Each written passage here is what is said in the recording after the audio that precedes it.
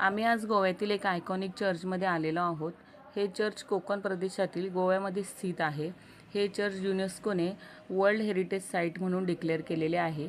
ही heritage site पोर्तुगीज गोवाची capital old गोवामध्ये असून Saint Francis Xavier यांच्या डेड बॉडीचे अवशेष ह्या चर्चमध्ये आहेत आणि या चर्चचं नाव आहे बेसिलिका बॉम ऑफ जीसस असं या चर्चचं नाव आहे. आणि मग आम्ही आज दिवसभर या चर्चमध्ये फिरलो आणि त्यानंतर संध्याकाळी थोडा वेळ होता, मग आम्ही गोव्यातील मार्केटमध्ये वगैरे फिरलो आणि त्यानंतर मग आमच्या पुढच्या प्रवासाला निघालो.